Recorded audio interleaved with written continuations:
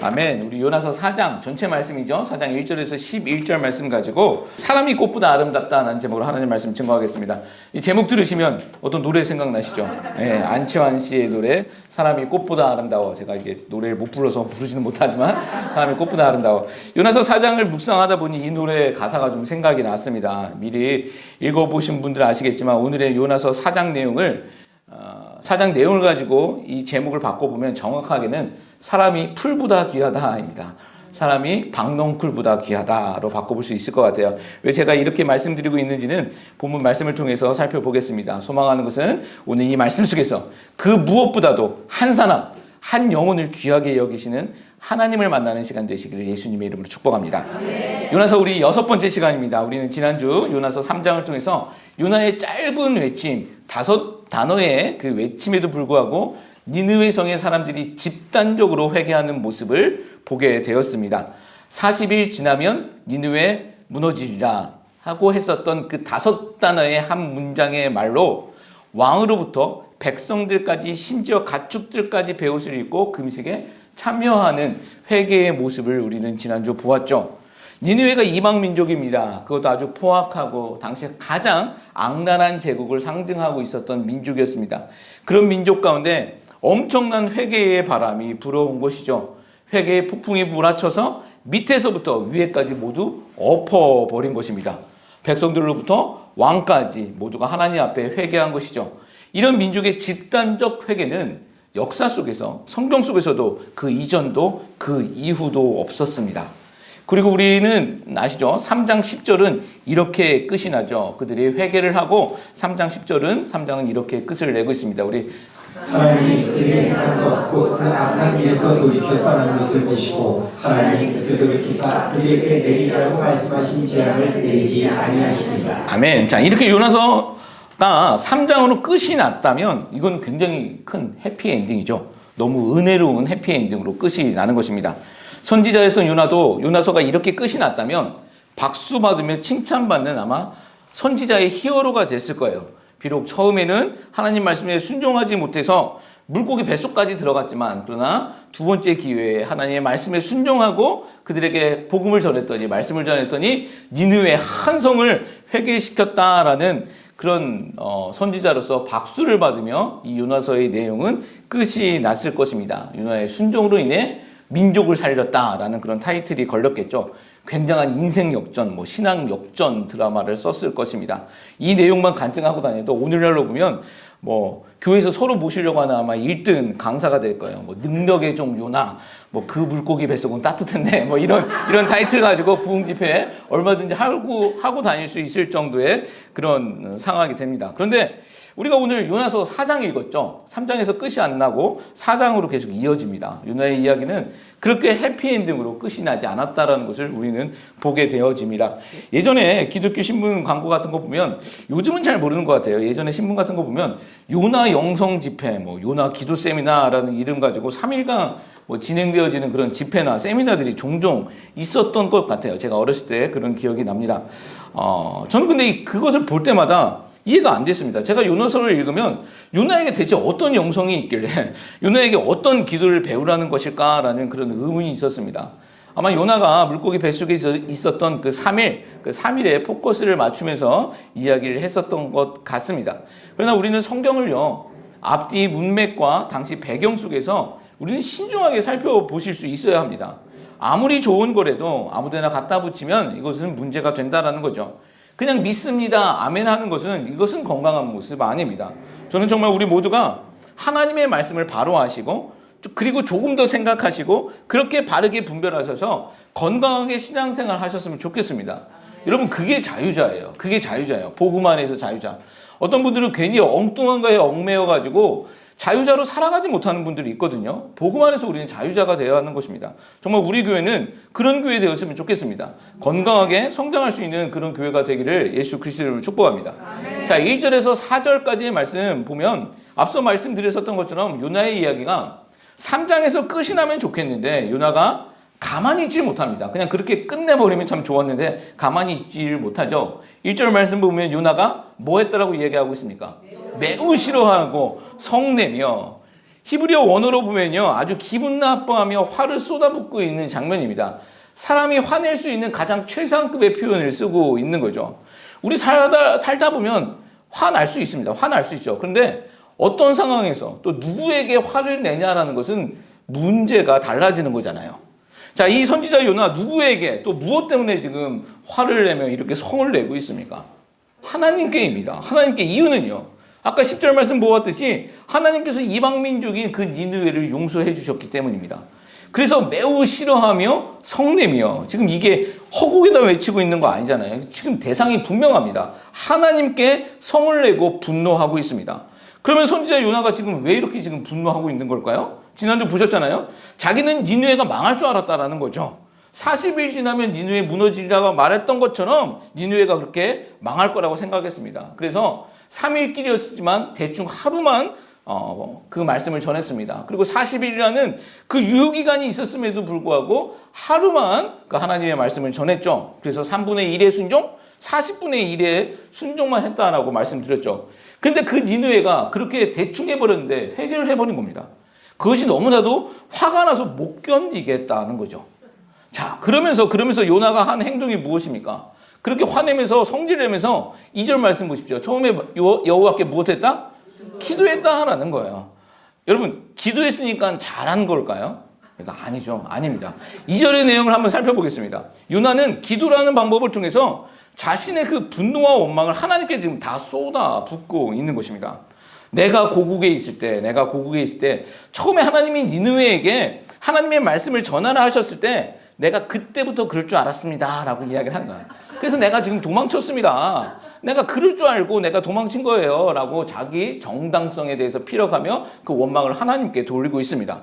그러면서 요나는 아주 또 옳은 고백은 해요. 옳은 고백을 하는데 하나님의 속성에 대해서 이야기를 합니다. 이게 지금 다 맞는 말, 아주 정답을 정확히 찝어서 이야기합니다. 2절 중반부부터 한번 보십시오. 주께서 은혜로우시며 자비로우시며 노하기를 더디하시며 인애가 크시사 뜻을 돌이켜 재앙을 내리지 아니하시는 하나님인 줄 내가 알았나이다. 요나의 이 고백은요, 출애굽기 34장에 나오는 하나님의 자기의 선언을 따라하는 고백이에요. 신학적으로 이게 아주 중요한 부분인데요. 하나님께서는 모세에게 자기의 속성을 알려주시는 장면이 있어요. 이스라엘 백성들과 언약을 맺으면서 10계명을 주시면서 나는 내 백성인 이스라엘에게 너희들에게 이렇게 할 것이다 라고 하면서 자기의 속성을 하나님께서 스스로 알려주시는 장면이 출애굽기 34장 말씀이거든요. 그 장면 그대로 지금 고백을 하고 있는 거예요. 이 속성에 대해서는 지금 짧게 말씀드리면 이런 겁니다. 주께서 은혜로우시며, 이거는 은혜가 무엇입니까? 자격 없는 자들에게 주어지는 것이 은혜잖아요. 그렇게 하나님께서 은혜를 베푸시겠다. 자비로우시며 라는 것은, 자비는 히브리어 말로 어떤 뜻을 갖고 있냐면 어머니의 자궁이라는 뜻을 갖고 있어요. 이것은 무엇입니까? 내가 책임지겠다는 거예요. 엄마는 자녀들을 위해서 싸나운 사자도 되고 막 그러잖아요. 이렇게 내가 보호하겠다는 거, 하나님의 그 의지가 그 안에 있는 겁니다. 그리고 노하기를 더디하시며, 이것은 인내를 말씀하고 계십니다. 여러분, 하나님께서 인내하시니까 우리가 살고 있는 거잖아요. 그렇잖아요. 우리가 잘못했을 때마다 그때마다 심판하시면 우리 아무도 살아남은 사람 없어요. 그 하나님의 인내가 있으니까 우리가 살고 있는 겁니다. 자, 또 인애가 크시사, 용서하시는 분이다라는 거죠. 여기서 인애는 우리가 잘 알고 있는 헤세드라는 단어입니다. 하나님의 사랑으로 자기 뜻을 돌이키는 분이라는 거예요. 너희가 돌이키면 잘못할 수 있지만, 그러나 그때마다 돌이키면 내가 용서해 주겠다라고 말씀해 주시는 것이죠. 그 하나님의 자기 선언을 지금 요나가 그대로 지금 따라하고 있는 거예요. 출애굽기서와 이 요나서의 간격은 약 한 시간적으로 한 700여 년간의 그 간극이 있습니다. 확실히 요나는 선지자이긴 선지자였던 거예요. 하나님의 속성에 너무나도 잘 알고 있었고, 또 성경도, 그 출애굽기서도 너무 잘 알고 있었던 것이죠.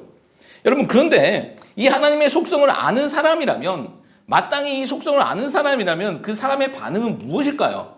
이 속성을 그대로 알고 있는 사람이면 그 속성을 알고 있는 사람의 반응은 무엇일까요?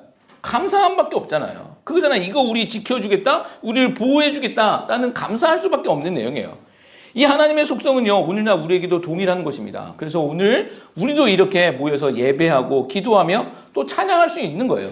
하나님이 그렇게 보살펴 주시고 하나님이 우리를 이끌어 주시기 때문이다라는 거죠. 자, 그런데 2절 그 요나의 뉘앙스는 어떤 것 같습니까? 이게 마땅한 반응으로 감사의 반응이 나와야 하는데 지금 요나의 반응은 무엇입니까? 감사하는 것일까요? 성경은요, 텍스트로 우리에게 주어진 것이기 때문에 앞뒤 상황, 그 문맥을 좀 살펴보셔야 정확하게 이해가 되어질 때가 있어요. 우리 글로써 잘했다와 잘했다, 이거 분명히 틀리잖아요. 근데 글로 잘했다라는 것은 잘 알 수 없습니다. 같은 말이라도 그 상황에 따라 달라진다는 것, 그 앞뒤 문맥에 따라 어떤 의미로 쓰였는지를 보셔야 된다는 거예요. 자, 지금 2절 말씀만 보시지 말고 1절과 3절 말씀을 함께 보십시오. 요나는 지금 어떤 태도, 어떤 뉘앙스로 지금 이 하나님의 속성에 대해서 말하고 있는 것일까요? 이것은 요나가 분노한 상태로 비꼬면서 하고 있는 것이에요. 잘하셨네. 하나님 잘하셨네요. 하나님 잘하셨습니다. 내가 이럴 줄 알고 도망갔는데 역시 이렇게 됐네요. 하나님 참 사랑도 많으시고 인자도 많으시고 인애도 많으시네요. 지금 이렇게 말하는 걸로 들리지 않습니까? 3절 말씀 보면 더 정확하게 들리잖아요. 3절 어떻게 이야기하고 있습니까? 나 죽을래요. 원하건대 나 죽여주세요. 지금 사는 것보다 나 죽는 게 낫습니다. 내가 저걸 들어서 못 보겠습니다. 이거잖아요.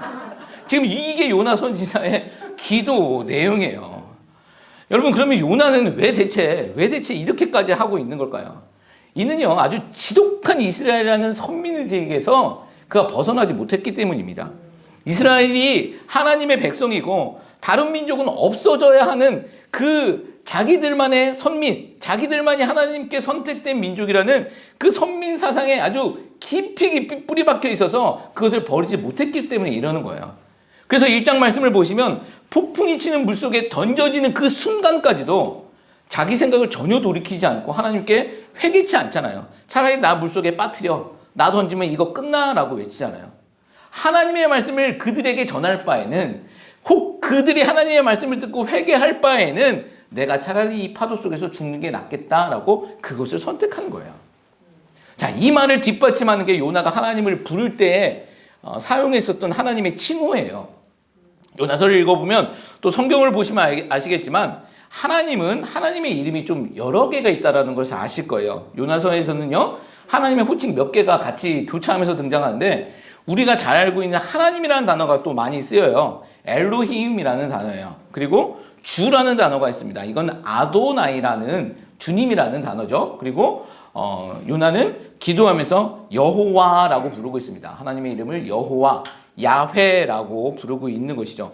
유대인들은 한 분 하나님의 이름을 상황마다 그 관계 속에서 조금씩 다른 이름으로 부르곤 했습니다. 하나님은 한 분이시지만 그 이름을 상황마다 그 관계 속에서 좀 다르게 부르기도 했습니다. 여기서 요나는요, 하나님을 지금 여호와라고 부르고 있습니다. 여호와라고 부르고 있죠. 여기서 여호와라는 뜻은요, 언약의 하나님이라는 뜻을 가지고 있어요. 언약의 하나님. 언약과 관계되어질 때 이스라엘 백성들은 항상 여호와, 야훼라고 부르고 있습니다. 이것이 왜 중요한 것이냐면 하나님이 구약에서 공식적으로 언약을 맺은 백성은 누구입니까? 구약에서는 이스라엘입니다.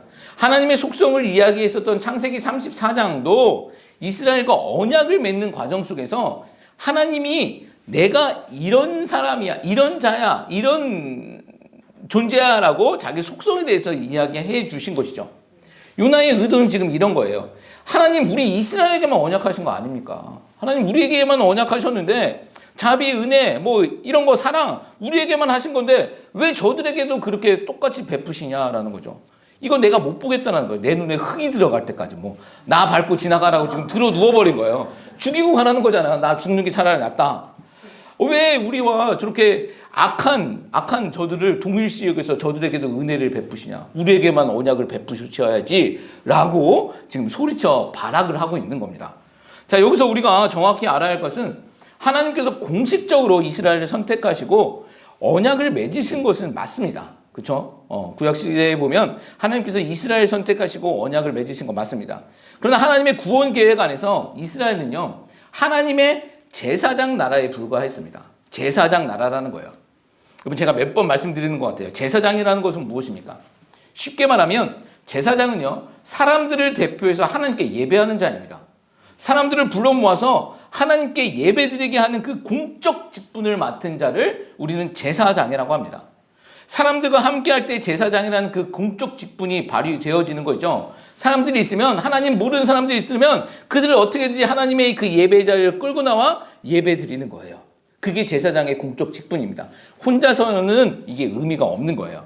따라서 이스라엘을 그 제사장 나라로 부르셨다는 것은 이스라엘 통해서 하나님은요, 만국과 열국을 이스라엘 통해서 전도하시고자 원하신 것, 그들을 구원하시고자 원하시는 것, 그것이 하나님의 원 계획이었다는 거예요. 그 계획은요, 언제까지일까요? 이스라엘, 그 민족 이스라엘 통해 하나님의 나라를 확장시키고자 하셨던 그 계획은 언제까지일까요? 이 부분도 아주 중요해요. 그 계획은요, 예수님 오시기 전까지였습니다. 예수님 오시고 난 후 오늘날 제사장은 우리이고 또 교회입니다. 우리가 구약과 신약을 얘기하면서 계속 말씀드리잖아요. 그림자와 실체라고 말씀드렸잖아요. 예수님을 통해서 실체가 다 드러난 거예요. 그런 의미로 보았을 때 구약의 이스라엘은요, 그림자에 불과했던 거예요. 지금 영적인 이스라엘은요, 우리이고 성도된 우리이고 또 교회다라는 거예요. 하나님의 계획은요, 지금은 이젠 교회를 통해서 또 성도된 우리를 통해서 하나님의 구원 계획은 이어져 가고 있는 것이다라는 거죠.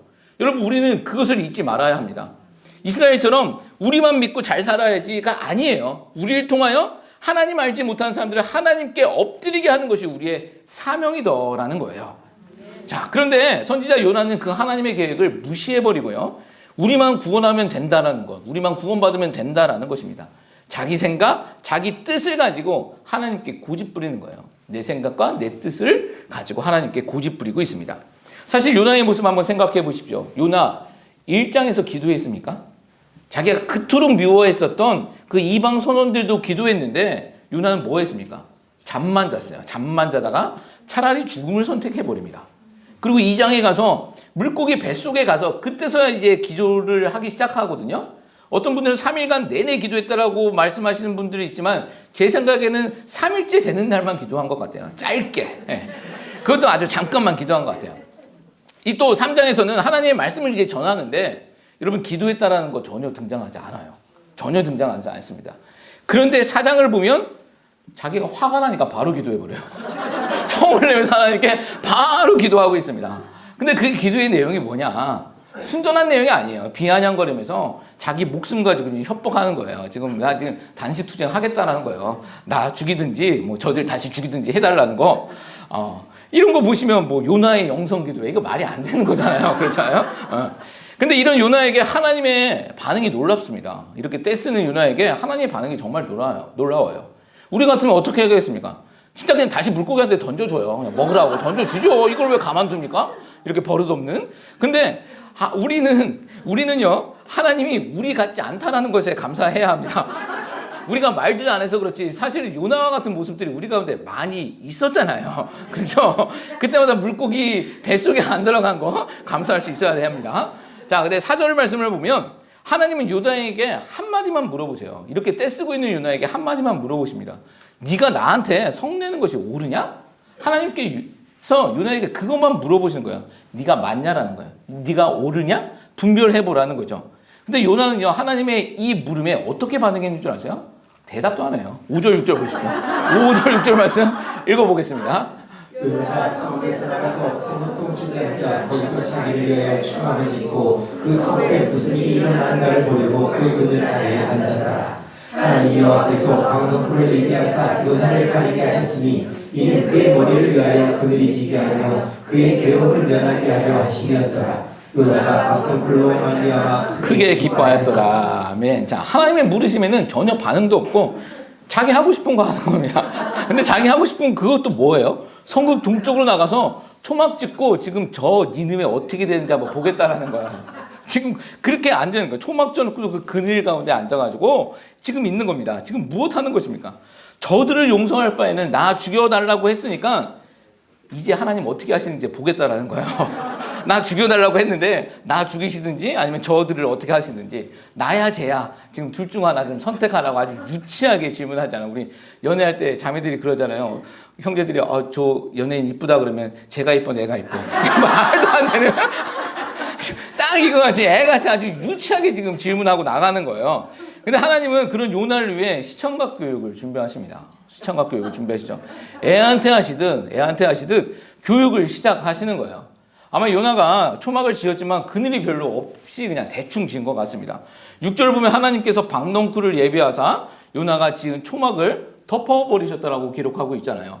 그늘을 만들어서 더위에서 벗어나게 해주신 것입니다. 지금 이 니느웨가 지금의 이라크 모술 지역이었다고 하죠. 아마 엄청나게 더운 사막 날씨였을 거예요. 그런 상황에서 하나님께서는 박넝쿨을 자라게 나게 하셔서 그 더위로 그 요나를 가려주신 것입니다. 그때 박넝쿨로 말미암아 요나가 뭐 했다라고 기록하고 있죠? 크게 기뻐했다라는 거예요.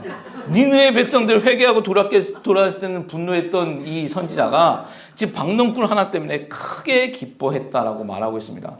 이 박넝쿨 제가 이게 정확히 뭔지 몰라서 주석을 보니까 아주까리래요. 더 어려워요. 먼저도 아주까리. 이거 그냥 넝쿨 식물로 생각하시면 될 것 같아요. 그게 뭐 중요한 것이 아니라 호박 넝쿨이든 수박 넝쿨이든 상관없이 하나님께서 초막을 덮을 수 있을 만큼의 그런 식물로 이제 그 요나를 덮어 주셨다. 우리는 이렇게까지만 이해하시면 됩니다.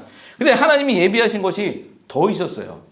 그 박넝쿨만 예비하신 것이 아니에요. 그것도 우리 7절, 8절과 9절 말씀도 한번 읽어보시면서 뭐 예비하셨는지 보겠습니다. 하나님이 벌레를 예비하사 이튿날 새벽에 그 박넝쿨을 갉아먹게 하시는 시기니라. 해가 뜰 때 하나님이 뜨거운 동풍을 예비하셨고 해는 요나의 머리를 조이며 요나가 분명히 스스로 죽기를 구하여 이르되 사는 것보다 죽는 것이 내게 나으니이다 하니라. 하나님이 요나에게 이르시되 내가 이 박넝쿨로 말미암아 성내는 것이 어찌 옳으냐 하시니 그가 대답하되 내가 성내어 주기까지 할지라도 옳으니이다. 아멘. 자, 하나님이 예비하신 게 뭐예요? 벌레를 예비하셨습니다. 그리고 그 벌레가 다음날 새벽 요나가 잠들었을 때 박넝쿨을 다 갉아먹게 하세요. 예비하신 벌레가 박넝쿨을 다 갉아먹게 하십니다. 그리고 또 예비하신 거 있죠. 8절 말씀 보면 뜨거운 동풍. 하나님은 뜨거운 동풍, 사막바람을 예비하셨고 요나는 그 뜨거움에 이제 노출되어지게 됩니다. 또 해는 그 머리에 쪼임에 괴로워하죠. 이 부분을 보고 어떤 분들은 요나가 머리가 없었을 것이다 라고 얘기를 해요. 저도 그 고통을 알아서 제가 모자를 쓰고 다니거든요. 예. 어찌됐든 이 모든 상황이 지금 하나님이 요나를 위해 예비해 주셨던 것들입니다. 이때 요나의 태도는 뭐였습니까?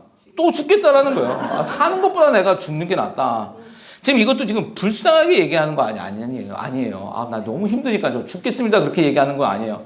9절 말씀 보십시오. 요나는 하나님께 아까처럼 또 성내면서 분노하면서 소리치고 있는 거야. 나 죽겠다라고 막 악쓰면서 대들고 있습니다.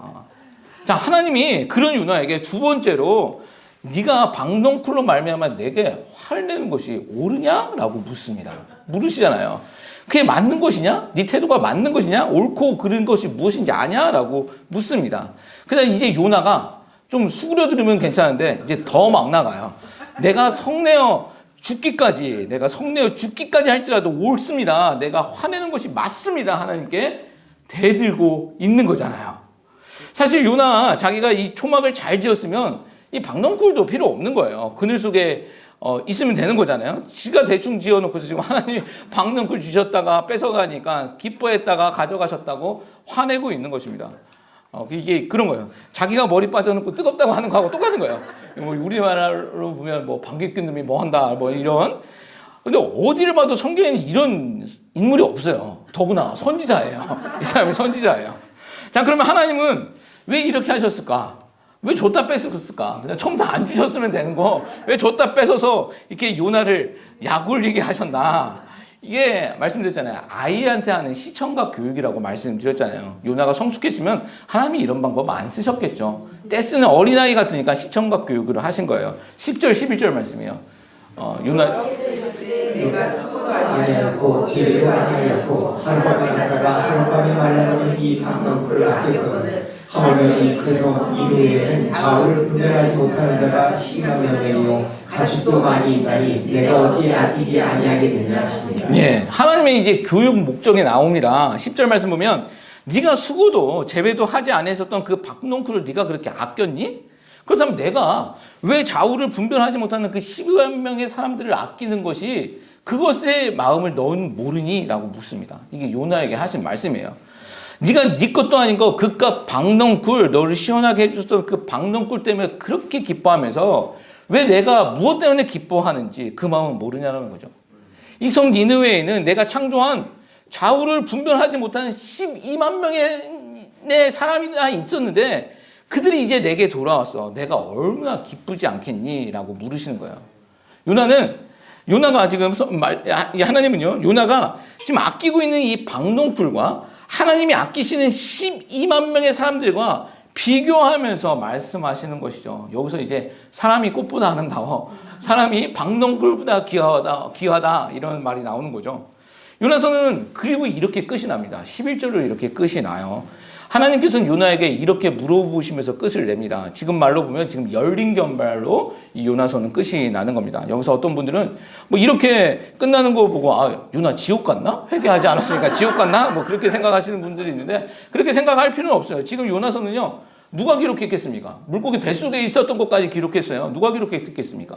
요나가 기록한 거죠. 그리고 이 구원받지 못한 사람이 성경을 쓸 수 없는 거잖아요. 요나는요, 지금 자기의 치부를 다 드러내면서 반면교사로 성경에서 하나님의 그 질문으로 끝을 내고 있는 거예요. 왜요? 이 질문에 대답할 사람들은 이제 성경을 읽을 사람들이기 때문입니다. 자기를 반면교사로 이렇게 드러낸 거예요. 자, 요나서의 1차 독자는 누구라고 말씀드렸죠? 계속 말씀드렸습니다. 이스라엘입니다. 1차 독자는 이스라엘이에요. 요나는 첫 번째로는요, 이스라엘을 대표하고 있는 인물이라고도 말씀드렸잖아요. 계속 말씀드립니다. 요나의 이야기는요, 이스라엘의 이야기이기도 합니다. 지금 요나 시대의 이스라엘은요, 한 60여 년 후에 이제 망하게 됩니다. 북이스라엘은 망하게 돼요. 이 니느웨에게 완전 망하게 됩니다. 지금 회개한 이 니느웨에게 망하게 돼요. 이 풍전등화 같은 시대에 놓였었던 이스라엘. 근데 이스라엘은요, 자기 모습을 전혀 보지 못합니다. 하나님은 선지자들을 통해서 너희 그러면 안 돼, 안 돼를 수없이 외치게 하셨지만 이스라엘은 끄떡도 하지 않습니다. 그러면서 하나님이 선택하셨던 그 선민의식만 가지고 살아가고 있었던 것이죠. 그런 그들을 향해 하나님은 아주 극단적인 상황을 보여주시는데 이것이 바로 아수르, 이 니느웨가 회개하고 돌아오는 모습이었습니다. 그 이스라엘에게 적이었었던 그 악독한 니느웨가 회개하는 장면을 이스라엘을 통해서 보여주시는 거예요. 왜요? 충격 좀 받으라는 거죠. 야, 이방인인 얘네가 이렇게 돌아왔는데 니네는 뭐냐? 그렇게 말씀하고 있는 거죠. 우리 지난주 살펴본 그 니느웨의 회개의 모습 중 이런 것이 있었어요. 3장 8절 말씀인데요.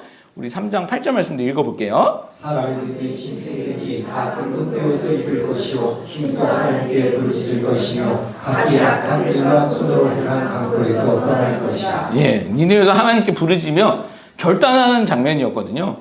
지금 왕이 결단하는 장면이에요. 후반부에 보면 하나님께 부르짖으며 각기 악한 길과 손으로 행한 강포에서 떠날 것이라.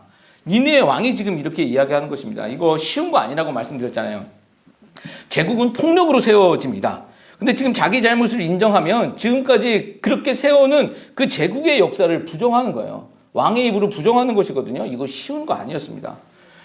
물론 이들의 회개는요, 그 다음 세대까지는 가지 못해요. 다음 세대에 보면 또 이스라엘을 침공해서 그 이스라엘 완전히 멸망시키거든요. 그러나 이때의 회개는 진정한 회개라고는 생각이 되어집니다.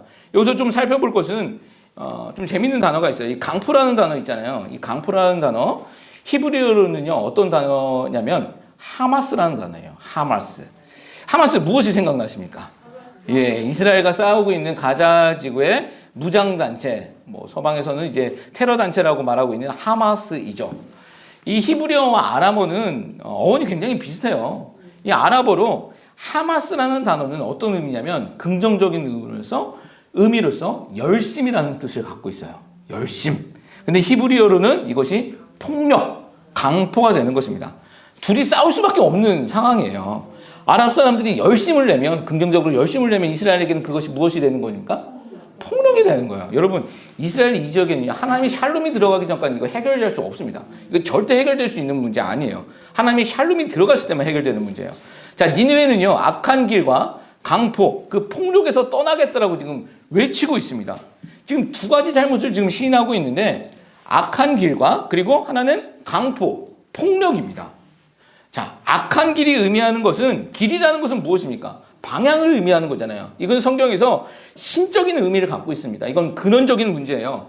성경에서 선한 길이라는 단어가 종종 나오잖아요. 이 선한 길은요, 하나님을 향한 길이에요.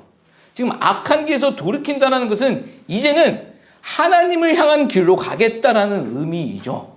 이게 악한 길의 의미입니다. 그리고 강포, 폭력이라는 것은 사람과 사람의 관계 속에서 나타나는 거죠. 이제 더 이상 사람들에게 잘못하지 않겠다는 거예요. 약한 자들을 이제 괴롭히지 않겠다라고 다짐하고 있는 것입니다. 니느웨가 하지 않겠다는 이 두 가지를 요약해 보면 결국 하나님께 죄짓지 않고 또 사람에게 범죄하지 않겠다는 것이죠. 하나님과 사람에 관한 이야기야. 여러분 이것을 한번 잘 생각해 보시면 이 두 가지는 무엇을 말씀하고 있는 것일까요? 이 두 가지는요, 예수님이 말씀하신 율법의 완성인 하나님 사랑과 이웃 사랑에 관한 거예요. 성경이 말하고 있는 거 다 이 두 가지에 다 걸립니다. 지금 니느웨 그 악독한 아수르가 이 하나님의 뜻을 깨닫고 이제 지켜보겠다고 그렇게 다짐하고 있는 것입니다. 그러면 이스라엘의 상황은 어떨까요? 그 악독한 니느웨는 이렇게 자기들의 죄악을 발견하고 돌이키겠다라고 이야기하고 있는데 이스라엘 상황은 어떻을까요? 첫 시간에도 말씀드렸는데 요나 선지자 당시 북이스라엘에는 요나 선지자 말고 2명의 선지자가 더 있었어요. 북이스라엘에 총 3명의 선지자가 있었다라는 것이거든요.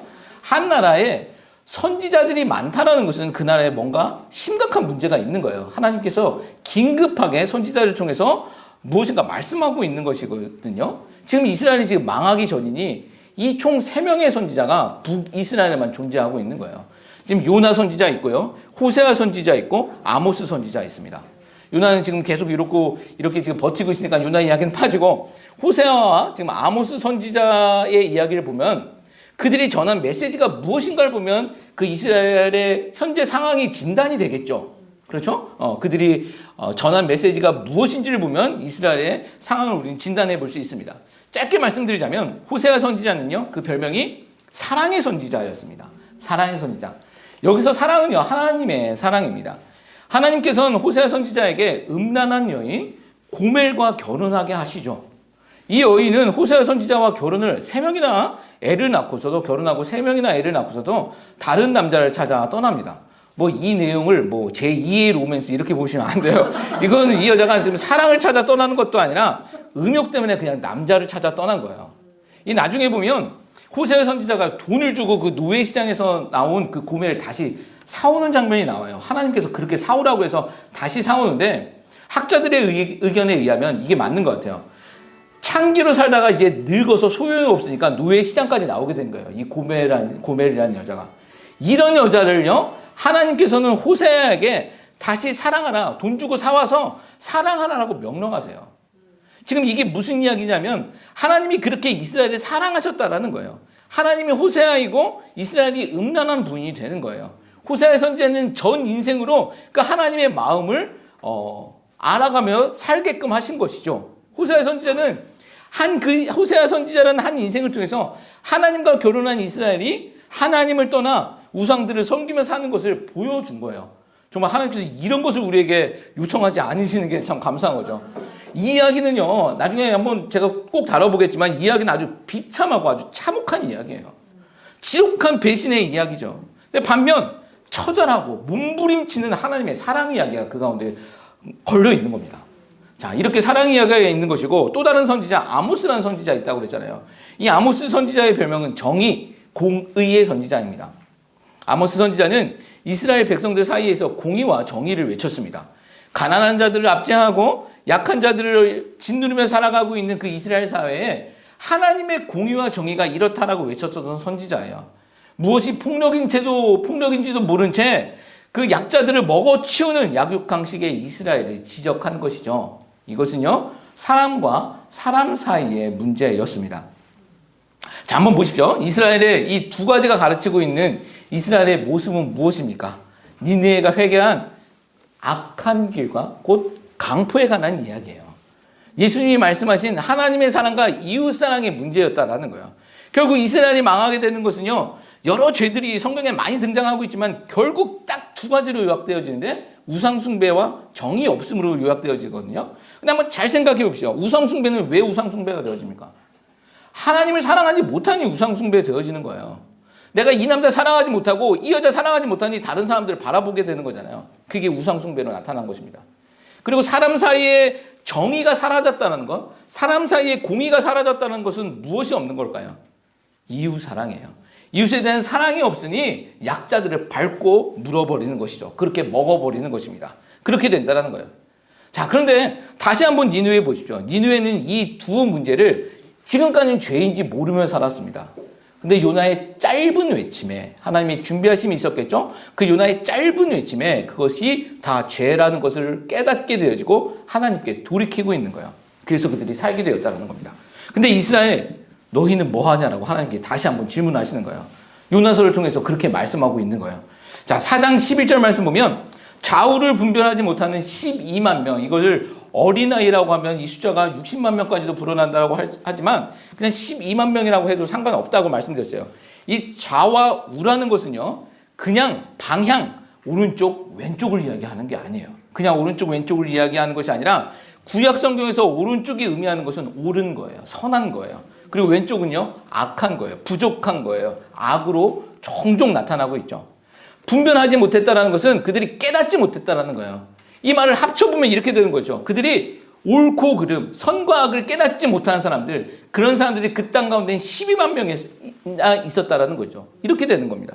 그런 그들이 이제는 선을 깨닫고 하나님의 뜻을 깨닫고 옳은 것을 깨달아 나에게 돌아왔으니 내가 어찌 기뻐하지 아니하겠냐라고 요나를 타이르면서 말씀하고 있다는 거죠.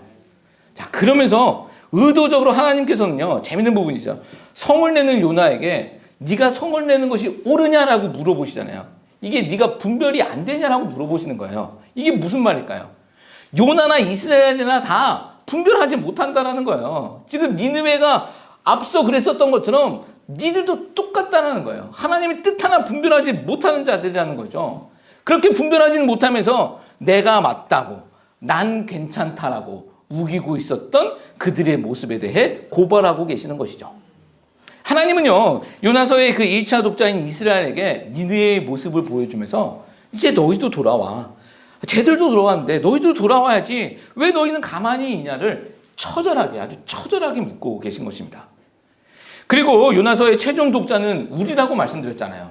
1차 독자는 이스라엘이고 최종 독자는 성경을 갖고 있는 우리입니다. 모든 성경이 그렇듯이 결국 마지막에는 성경이 우리에게 말씀하고 있는 거예요. 이 현재성을 잊어버리면 이 성경은 그냥 교훈집에 불과하게 되어집니다. 오늘날 우리에게 이야기하는 것이라는 분명한 그런 의식을 갖고 계셔야 됩니다. 요나 누구의 이야기입니까? 요나 거꾸로? 나요. 예, 우리의 이야기예요. 내 이야기입니다. 자, 요나의 모습 굉장히 이기적이었지 않습니까? 물고기 뱃속에서 요나는요, 그런데 이런 기도를 해요. 그 이기적인 요나가 이런 기도를 합니다. 요나서 2장 9절 말씀 보면 구원은 여호와께 속하였나이다 라는 엄청난 고백을 해요.